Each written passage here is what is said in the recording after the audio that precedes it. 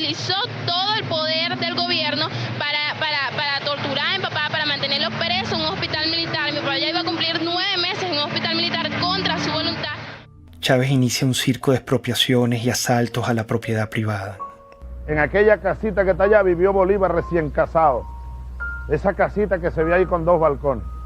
Y ahí lo que están en unos negocios, exprópiese. Él expropia y no produce y además quiebra a los que están produciendo. Si tratan de parar la producción, les expropio todas las plantas de procesamiento de arroz. Se las expropio, no tengo problema. No crean que les voy a pagar con dinero contante insonante. Si Chávez sobrevolaba en helicóptero una zona agrícola y Chávez se asomaba a la ventana y decía, ¿de quién son esas tierras que están ahí? Están bien buenas esas tierras. Bueno, al día siguiente esas tierras estaban expropiadas. Entonces ahora yo les digo, yo estoy interesado en comprar y vamos a nacionalizar el Banco de Venezuela. Empieza a hacerse el estado de la banca, de seguros, de industrias, sobre todo industrias de alimentos. Las va destruyendo y deja al pueblo de Venezuela sin comida, con el cuento de que el empresario es un hereje, que no tiene virtudes. O sea, vuelve a un discurso muy antiguo, maniqueo, de buenos y malos. Que están explotando a la clase media sobre todo. Porque ellos, los privados, casi no construyen viviendas para el pueblo. No, ellos siempre hacen es viviendas de alto costo para la clase media y la exprimen a la clase media, la exprimen. Cuando yo veo que Hugo Chávez Frías dice que comenzaría el proceso de expropiación, ya lo habían hecho con algunas empresas, y que había que atacar la empresa privada, y dije, ay, ¿qué es esto? Cambió el rumbo totalmente, pero el Hugo Chávez del 2000, del 98, ese no era el Hugo Chávez Frías, y ahí están todos millones de venezolanos, creímos en una esperanza. Esa esperanza se sepultó porque yo lo viví en carne propia. El daño económico que se le ha causado a la sociedad venezolana, que podría ser hoy día uno de los países más prósperos del mundo, después de haber tenido el boom de los precios del petróleo. Y sin embargo es un país que está arruinado, con un crecimiento negativo gigantesco, con desabastecimiento, con pobreza, con angustia, con desesperanza. Frente al atropello, una mujer lo encaró. Por favor. ¿Cómo puede usted hablar de que respeta al sector privado en Venezuela cuando se ha dedicado a expropiar, que es robar? Este es el momento de darle respuestas al país, a las más de 180.000 madres y mujeres que en estos 13 años han perdido a sus hijos, a sus esposos, a sus padres, y a los cuales no se les ha hecho justicia. Esto es lo que quería. Yo hablé desde el fondo de mi alma, del corazón, del estómago. Yo estaba hablando por eso, por las más de 100.000 mujeres que han perdido un ser querido y que nunca le han ni siquiera pedido perdón o dado el pésame, de las amas de casa que ya se peleaban por un litro de leche. Es lo peor que ha pasado porque antes uno no estaba así. Uno tiene que hacer cola para comprar pañales, para comprar leche, para comprar comida. Uno aguanta hambre, pero como uno le dice a un bebé que no puede comer, todo se va en comida.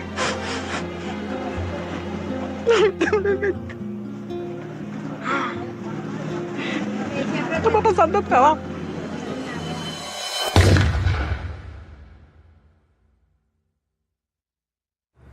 Esta gente todo lo que ha hecho es irracional. Si hubieran tenido algún economista sensato que les hubiera dicho, esto no se puede hacer. El trueque. Y al final todos salimos ganando. ¿Saben cómo se llama eso? Socialismo.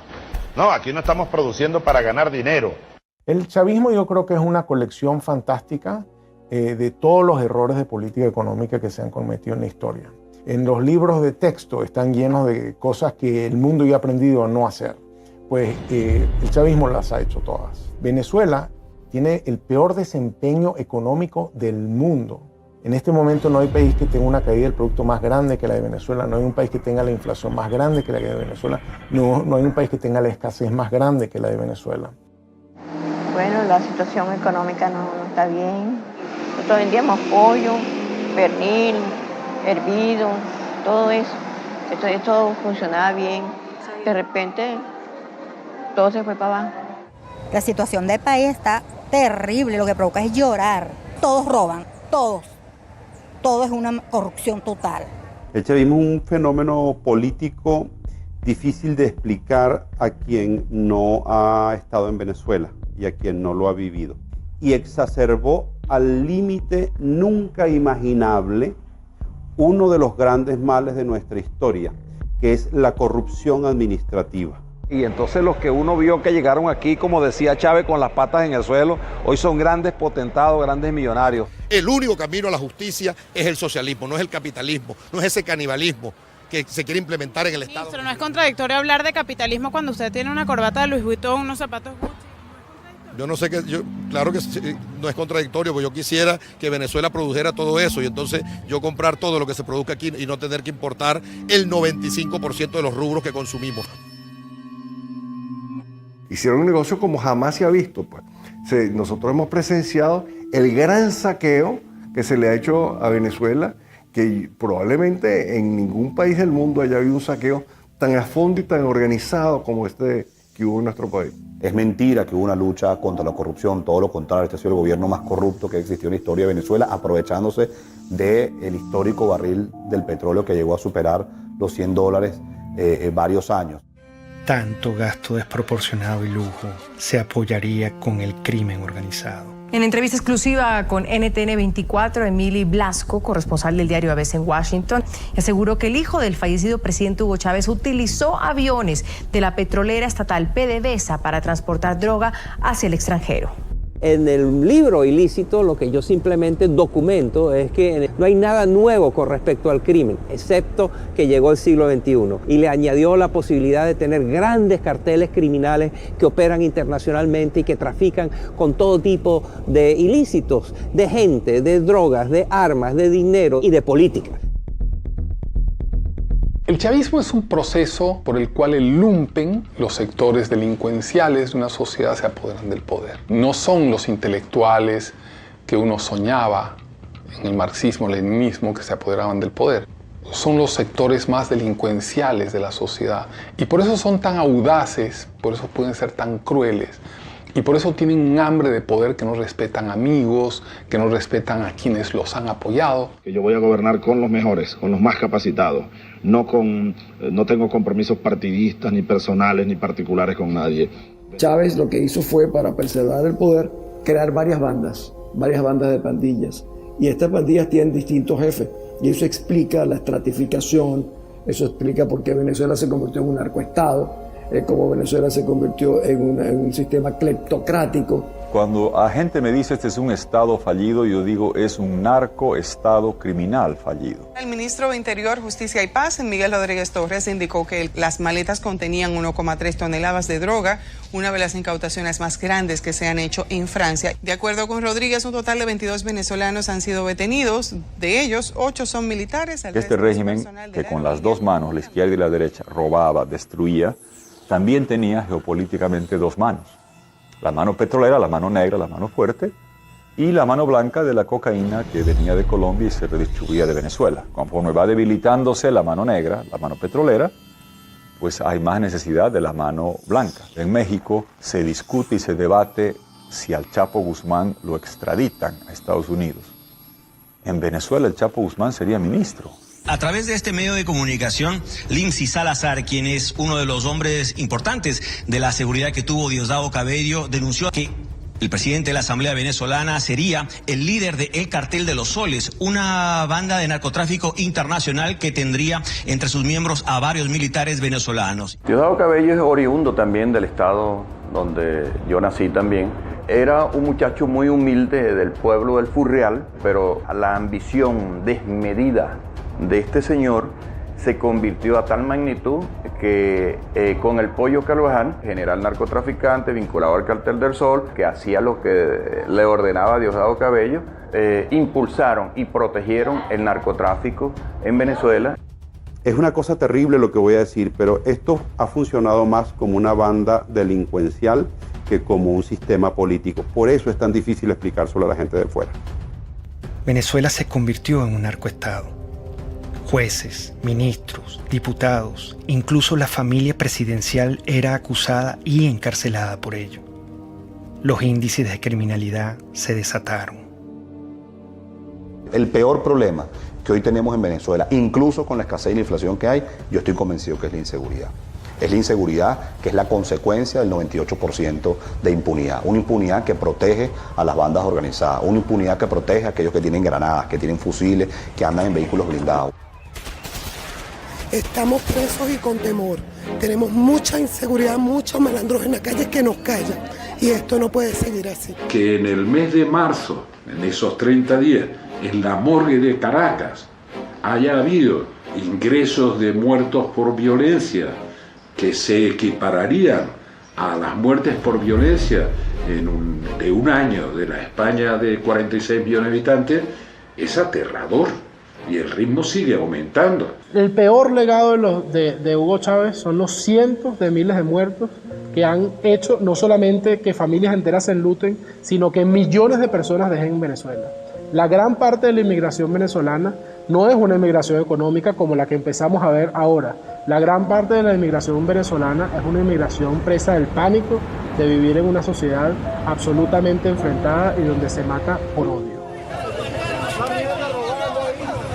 Ante la absoluta impunidad, el pueblo tomó aterradoramente la justicia con sus manos.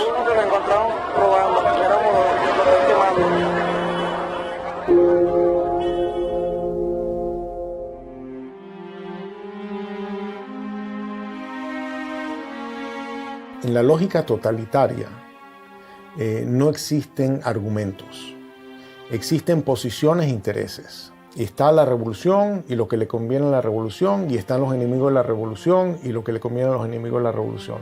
Y si tú dices algo, nunca te contestan una idea. Porque hay informes de que estuvo en la Orchila, en claro, la isla de la Orchila. Tú estás repitiendo basura. Por eso, Tú lo que estás aquí es repitiendo basura. Eso no es cierto. Tú lo que estás repitiendo basura. No, yo le estoy preguntando. Pero está bien. Mi labor es preguntar. Está bien, pero estás recogiendo la basura. Estás recogiendo el basurero, el estiercolero. Siempre te hablan de ti, de tu posición, de tus intereses, pero no de la idea. Yo creo que sin lugar a dudas la violencia que se vive en Venezuela, de todo tipo, es también producto del discurso. Para que no sean ridículos, ¿vale? Es un tarado, es un imbécil, no sabe ni hablar. Es un fascista. Y este bandido lo tiene con su plata. Se concentró en una forma de hacer política abiertamente polarizante, generando la división entre los buenos y los malos. ¡Y jalabola de los yanquis! ¡El candidato jalabola! Métodos horripilantes, degradación verbal, violencia. ¡Yanquis de mierda! ¡Váyanse al carajo 100 veces! Cuando tú ves que te nombran escuálido en televisión nacional, le insultan a las personas que piensan diferente, indudablemente está coaccionando a las Fuerzas Armadas a sentirlo como enemigo. Y el enemigo, dentro de la mentalidad militar, hay que destruirlo, hay que aniquilarlo. Chávez empezó a ser amigo o a presentarse como amigo de aquellos violadores a los derechos humanos, como eran Gaddafi, que inclusive fue invitado a Venezuela y le dieron honores. El caso de Omar al-Bashir, quien por cierto al día de hoy todavía tiene una orden de captura por crímenes de lesa humanidad. Incluso Mugabe también fue, digámoslo así por lo menos lo presentó como amigo de Chávez. Entonces de alguna manera Chávez trató de incorporarse y crear su grupo, digamos, de socios violadores de los derechos humanos para hacerse ver como víctimas de lo que son los gobiernos tradicionales. En América Latina también tenía sus aliados. Las fuerzas del comunismo, del terrorismo y del narcotráfico lo postularon como su líder continental. Poco después de su charla privada con los directores de varios medios de comunicación, el ministro de Defensa hizo una corta intervención en la que dio por cierta las pruebas sobre la presencia de guerrilleros en Venezuela. Lo que dice Manuel Marulanda a Chávez en uno de los párrafos que reza así es lo siguiente: nosotros, es decir las FARC, siempre estaremos atentos en caso de agresión gringa a aportar con nuestros modestos conocimientos en defensa de la revolución bolivariana de Venezuela. La FARC y el ELN no son ningunos cuerpos terroristas, son ejércitos que ocupan un espacio. Hay que darle reconocimiento a las Fuerzas Armadas Revolucionarias de Colombia y al Ejército de Liberación Nacional. La primera declaración me llamó la atención porque hablaba de la imparcialidad frente a la guerrilla colombiana. Y yo le llamé la atención, le dije, presidente Chávez, usted está llegando a un país en que hay democracia, hay instituciones, por lo tanto usted como presidente de una hermana república como de Venezuela no puede hablar de imparcialidad. Pero él mantenía ese discurso. A veces cuando yo hablaba con mi canciller y hablábamos con otros presidentes, creíamos que era un poco, esa es la inexperiencia de Chávez, y yo creo que todo estaba absolutamente calculado.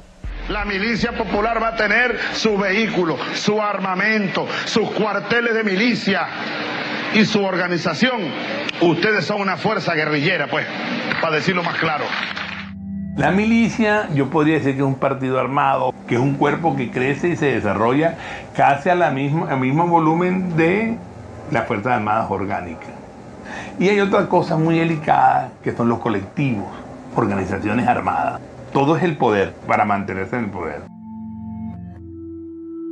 Vemos entonces milicias o colectivos armados disparando contra personas. Vemos agresiones ya no solo de disparando civiles contra personas, sino de cuerpos o agentes del Estado que trabajan y han sido estructurados para trabajar en favor de la revolución.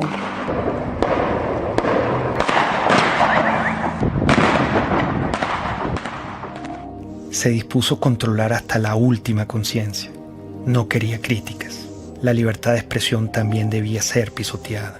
Hay un señor por ahí, de esos representantes de la oligarquía, que quería ser presidente de la oligarquía.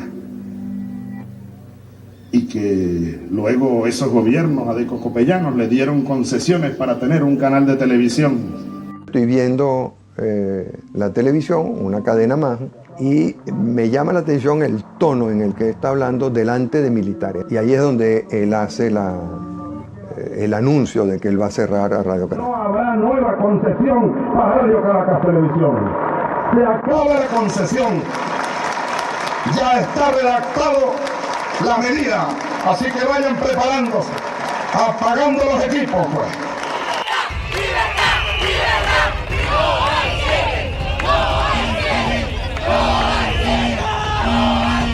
La idea no es el cierre de los canales de comunicación, es más apertura, la fuerza de las ideas y el apoyo a la democracia del pluralismo. Pero no nos van a cerrar la conciencia y nos van a cerrar el corazón. El presidente Hugo Chávez ratificó que este domingo a medianoche sacará del aire a la cadena Radio Caracas Televisión, una medida criticada internacionalmente como un acto de censura. La única forma en que la concesión no termine es que el domingo 27 a medianoche Hugo Chávez no sea presidente de Venezuela. En el fondo era querer controlar los medios de comunicación, que eso fue lo que lo llevó a diseñar esta cosa de la hegemonía comunicacional y ir cerrando la libertad de expresión hasta que queda un pequeño espacio. Yo una vez leí que los jóvenes hacen política desde la indignación, ¿no? Yo creo que lo que nos motivó en el 2007 fue la indignación. Es como que vimos que se metieron en nuestra casa, te apagaron la televisión, ese momento fue muy dramático cuando se acabó la señal, fue algo que se metió en la vida de uno, no era tanto si Chávez era popular o no, sino que era ilegal y era inmoral y estaba malo y era inaceptable que decidieran por ti. No podemos ser ajenos a lo que pasa en el país, no podemos vivir en un cuadrito, libertad de expresión y estamos en la calle. Me motivó a mí en 2007, o lo que me llevó a dar un paso al frente para colocarme en la vanguardia, fue especialmente la libertad de expresión y muy específicamente el cierre de RCTV.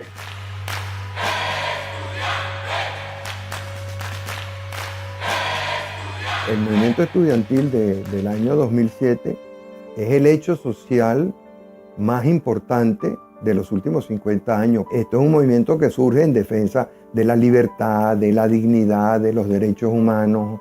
Y lo que ellos están diciéndole al país y a Chávez, en cierta forma, es: no, señor, tú eres mi pasado.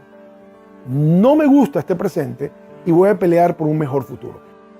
Soñamos con un país donde podamos ser tomados en cuenta sin tener que estar uniformados. Eso fue un punto de quiebre, porque los estudiantes salimos de las aulas a la calle. Estar en la calle si fuera necesario, pero el pueblo tiene que salir.